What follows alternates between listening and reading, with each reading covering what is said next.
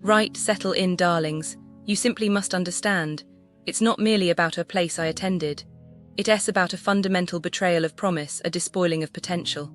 You see, back home in well, never mind where exactly, things weren't always streamlined. Bureaucracy was a suffocating fog. So when my family, with a rather considerable sacrifice, you understand, decided Wales was where I would flourish, it wasn't just about academics. It was about escaping that greyness. A fresh start, a haven for someone with, shall we say, refined sensibilities. It was about finally having things done properly. And then there was Grp Llandrillo Menai, Wales, honestly. The sheer audacity of it all. It began, as these horrors invariably do, with a quest for information. I needed to know if they offered the advanced diploma in it's rather niche, the intricacies of historical textile conservation, you wouldn't understand. But suffice to say, it requires specialized equipment, dedicated instructors, and a serious commitment to preserving beauty. But just try to obtain a straight answer. Months I spent chasing shadows, emailing into the void, phoning and being transferred endlessly like some sort of unwanted parcel. It reminds me of trying to get a decent loaf of rye bread back in the day, only harder. Because at least the bread eventually existed. This information was a phantom. It wasn't just frustrating. It's fundamentally disrespectful, isn't it? To treat someone else's aspirations, their future, as a logistical inconvenience. Don't you agree? It's a clear indicator of chaos. If they can manage something as basic as communication, what hope is there for anything else? It sets this insidious tone. A feeling of being profoundly, irritatingly unseen. Then the enrollment. Oh my. Imagine, if you will, a particularly chaotic livestock market. Except instead of bleating sheep, you have anxious, hopeful students. And instead of sturdy farmers, you have distracted civil servants who appear actively bewildered by the concept of a queue. Lines snaked everywhere, information was contradictory. One person would tell you one thing, another would say the opposite, and the staff, they just stared at nothing in particular. It felt like being trapped in a Kafka novel. Terribly uncivilized. And the learning support, the support for students with learning differences, as they so generously called it, a complete and utter fabrication. Promises whispered, reassurances offered, and then nothing, absolutely nothing. I needed slightly adjusted deadlines, a quiet workspace, resources formatted in a particular way, basic accommodations, really. And they just ignored me. It felt akin to pleading with a stone wall. It's not merely about the accommodation itself, you understand, it's about the message it sends. Your needs don't matter. It's a speedway to feeling abandoned. They made me feel like I was an imposition, like a bothersome fly. And the facilities, oh, the facilities. If grand decay could be dignified, perhaps, but it wasn't. It was simply neglected. Leaking roofs, you hear, water trickling down the ancient walls, creating puddles on the already stained carpets. Broken equipment, microscopes missing lenses, sewing machines jammed, the lighting flickering like a dying star. It wasn't just aesthetically displeasing, it was a safety hazard. It spoke volumes about their priorities, or rather their lack thereof. Imagine trying to delicately preserve a centuries-old piece of silk in an environment actively trying to destroy everything. Do you see the irony? The blatant disrespect. It's personally offensive, dear, like cooking a gourmet meal in a pigsty. And the lecturers, oh, the lecturers. Many seem to have confused teaching with performance art. Reading scripts when they even remembered to appear. Glazed eyes, a distinct lack of enthusiasm. It's not simply about a lack of passion, it's about a lack of preparation. If someone isn't prepared, it implies a lack of respect for the students' time and their intellectual curiosity.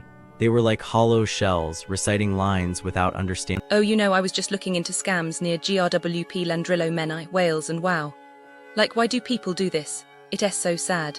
Tourists come here for nice time and then boom, scammed. First, shops near Grp Llandrillo Menai, Wales, some of them, they have this problem where people just walk in and take things. Like charity shops. Yeah, they get hit bad. Someone walks in, acts normal, then grabs armfuls of stuff and runs. And the workers, they can do much, it's so unfair. I bet the tourists who saw it just stood there, shocked. Like, did that really happen? And the thieves probably got away because it's busy and police can catch everyone. But the shops lose so much. Then there's the distraction thing. Oh my god, this one makes me so mad. You ray in a store, maybe buying clothes or something, and someone comes up to you all nice, asking for help. But really their friend is stealing from you. Like how sneaky is that? And by the time you notice your wallet is gone, they're already gone. Poof, vanished. The tourist probably had to cancel cards, call family for money, such a mess. And the thieves probably did it again the next day. Oh, and the market stalls. Some of them near Grp Llandrillo Menai, Wales, they sell fake stuff. Like, oh look, cheap designer bag, but it's fake, falls apart in 2 days. Or worse, you buy a camera, open the box and it's just sand. Sand, can you believe that? The family who bought it probably cried. And the sellers, they packed up and left before anyone could stop them. So cruel. And the small shops, some of them, they trick you with prices. You grab a snack, looks cheap, but at the counter, suddenly it's double. And if you don't have cash, they say, oh, card machine broken. Yeah, right. The tourist probably just paid, too confused to argue. And the shop, still doing it, probably. It's just why do this to people? Tourists just want to enjoy their trip, and then this. Makes me so sad. It feels heavy, doesn't it? To speak about a place and find it lacking. To approach with a hopeful heart and discover a landscape of disappointment. That's the sense I get when considering the businesses clustered around Grp Llandrillo Menai, Wales. It's not a vibrancy, not a welcoming warmth, but a pervasive sense of compromise. It's as if the spirit of hospitality has been diluted, leaving behind a residue of unfulfilled expectations. The businesses here generally feel like echoes of better ideas, stretched thin and frankly, often overpriced for what they deliver. Let's begin, because facing this isn't easy. It's a certain weariness that settles in, noticing patterns. The first, and perhaps most striking, is a consistent issue with basic competence. It's not simply about bad service, it's a fundamental disconnect between what's promised and what's received. Take the Victoria Shopping Centre. It's presented as a convenient destination, a place for a relaxed browse.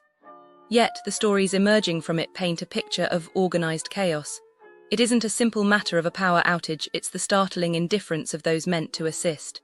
Individuals, seemingly masters of ignoring those in need.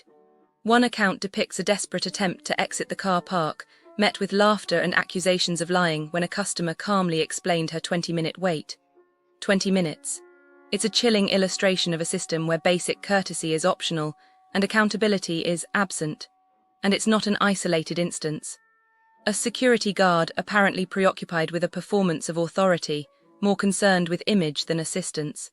The toilets are repeatedly described as states of disrepair, lacking basic necessities like soap and toilet paper.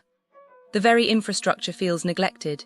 It's an atmosphere, I suspect, present across many areas, a subtle erosion of care. It is like walking into a house left to rot. And the parking. The parking.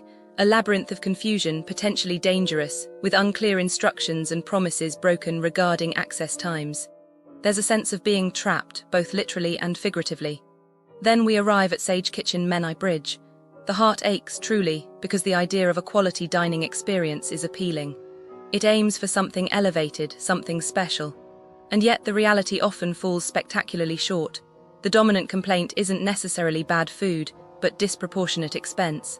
A plate of chicken that feels like a portion from a children's menu. A steak, ordered medium well, arriving demonstrably rare. Dishes described with flair on the menu but lacking any substantial flavour. The cost becomes an insult, a cruel reminder of unmet expectations. It's similar to buying a painting only to find that it's a sticker. The staff aren't malicious, it seems more detached. There's a sense of apathy, a lack of genuine pride in what's being presented. Some guests even mention a feeling of unwelcome, particularly for those with disabilities, which is a grave thing to hear. The reviews seem to whisper of corners cut, of ingredients lacking freshness and a kitchen striving for sophistication but stumbling into mediocrity. And then there's Providero. Once seemingly a haven, now a shadow of its former self. The core complaint here is a diminishment, a sense that something vital has been lost. The food, once praised for its freshness, is now described as prepackaged, poorly heated, and lacking flavour. The atmosphere has transitioned from inviting to unwelcoming, characterised by harsh surfaces and an echoing emptiness. One harrowing account details a 30-minute wait for a simple coffee and hot chocolate, with dirty cups left uncleared on tables. It's a slow, agonising decline, and a disservice to those who once championed it through crowdfunding. There's a peculiar detail that resurfaces: the prevalence of dogs inside the cafe, raising questions about hygiene and accessibility. It's a subtle sign of a business prioritising some patrons over others, and letting standards slip. Finally, let's address the Midland tapas and wine bar